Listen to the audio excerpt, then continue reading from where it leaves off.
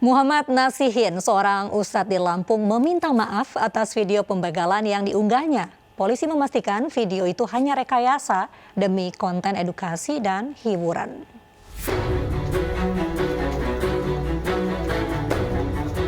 Muhammad Nasihin, ustadz di Lampung yang diduga merekayasa pembegalan, akhirnya meminta maaf. Usai diperiksa di Polda Lampung, Nasihin mengaku merekayasa pembegalan hanya untuk konten edukasi dan hiburan di YouTube miliknya.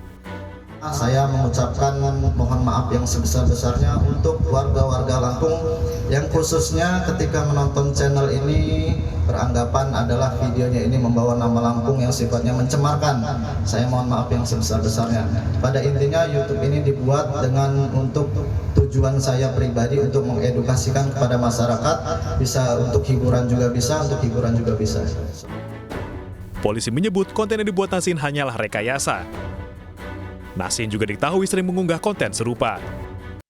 Intinya, peristiwa tersebut tidaklah benar terjadi aksi kejadian pembegalan ataupun aksi tindakan kekerasan yang terjadi di wilayah Lampung, dan itu adalah semata untuk menjadi akun YouTube untuk konten pribadi daripada saudara Muhammad Nasihin, dan ini sudah cukup banyak video-video yang dibuat. Tujuannya adalah untuk mengedukasi dan hiburan.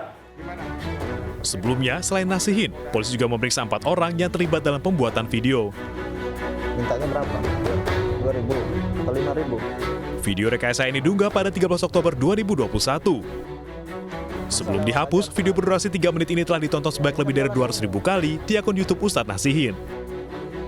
Video menampilkan aksi Nasihin yang melawan pembegal dengan tenaga dalam. Jangan, udah. Berapa Anda minta? Tim iNews melaporkan. Video dugaan rekayasa demi viral juga pernah dilakukan seorang YouTuber. Salah satunya Gus Idris yang merekayasa kasus asusila. Video itu menghebohkan publik.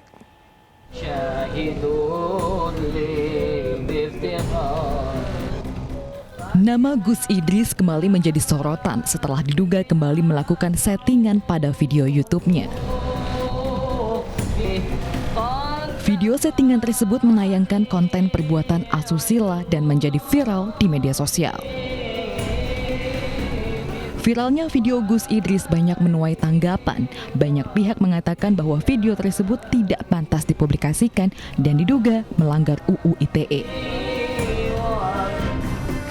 Sebelumnya, nama Gus Idris juga sempat menjadi sorotan dan berurusan dengan hukum setelah sempat ditetapkan sebagai tersangka akibat video settingan penembakan terhadap dirinya.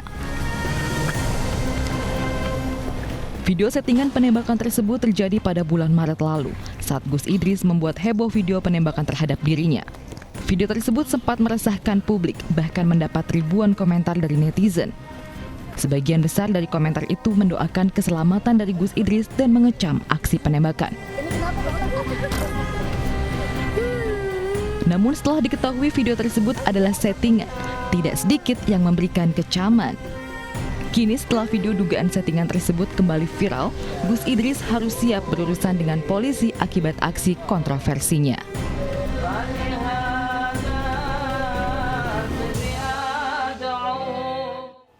Beralih ke informasi 5 korban kecelakaan bus Transjakarta yang masih dirawat di Rumah Sakit Polri Kramat Jati, Jakarta. Sementara 2 korban jiwa telah dibawa pihak keluarga. Tim medis Rumah Sakit Polri Kramat Jati, Jakarta masih merawat 5 korban kecelakaan bus Transjakarta di ruang rawat inap rumah sakit. Dari hasil rekam medis, kelima korban terluka di bagian tangan, kepala, dan juga patah tulang. Beberapa di antaranya sudah dioperasi. Sementara 10 korban lainnya sudah dipulangkan untuk rawat jalan. Adapun 2 jenazah yang teridentifikasi sebagai sopir bus dan seorang penumpang bus Transjakarta sudah dijemput pihak keluarga. Sebagian ada luka-luka, kemudian ada fraktur atau patah tulang.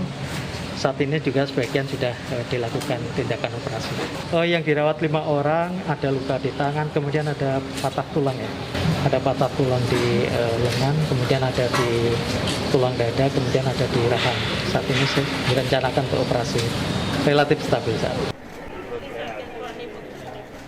Sementara Gubernur DKI Jakarta Anies Baswedan menjenguk korban kecelakaan Transjakarta di RSUD Budi Asih Jakarta. Anies juga memastikan bahwa PT Transjakarta akan menanggung penuh biaya perawatan korban hingga sembuh. Dari Jakarta, Tim Liputan iNews melaporkan. PT Industri Kereta Api Persero Inka memutuskan untuk menarik kembali rangkaian kereta LRT Jabodebek yang kecelakaan. Penarikan dilakukan untuk perbaikan di pabrik kereta Madiun, Jawa Timur. Kedua badan LRT masih berada di atas jalur layang dan masih menunggu evakuasi tim Komite Nasional Keselamatan Transportasi atau KNKT. Menurut keterangan PT Inka, kecelakaan diduga karena salah satu LRT melaju dengan kecepatan di atas standar saat diarahkan untuk berpindah jalur. Karena itu terdapat indikasi kelalaian masinis dalam insiden.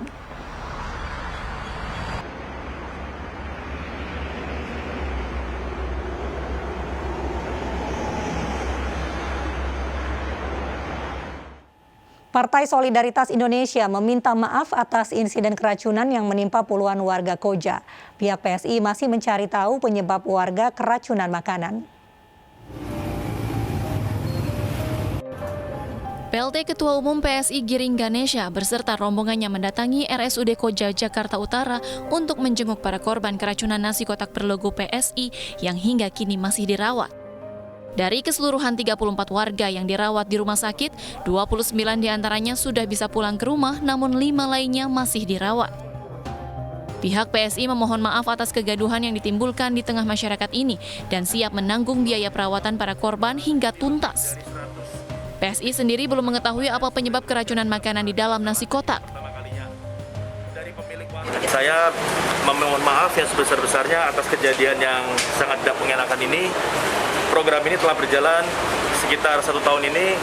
Selama ini tidak pernah terjadi masalah di lebih dari 100 titik kota kabupaten seluruh Indonesia, tidak pernah ada masalah dan ini yang pertama kalinya. Dari pemilik warung, di mana kami bekerja sama dengan pemilik UMKM untuk mensupport ekonomi. Sebelumnya pada Minggu malam, puluhan warga lorong 19 RW 6 Koja, Jakarta Utara dilarikan ke ruang IGD RSUD Koja karena mengalami sakit kepala, mual, dan muntah-muntah setelah mengkonsumsi nasi kotak dari PSI. Pihak RW setempat juga mengatakan tidak adanya koordinasi dalam kegiatan pembagian nasi kotak kepada warganya. Dari Jakarta, Vendra Kurniawan, iNews melaporkan. Selebgram Rachel V-nya diperiksa polisi terkait pemakaian plat khusus. Informasinya usai jeda.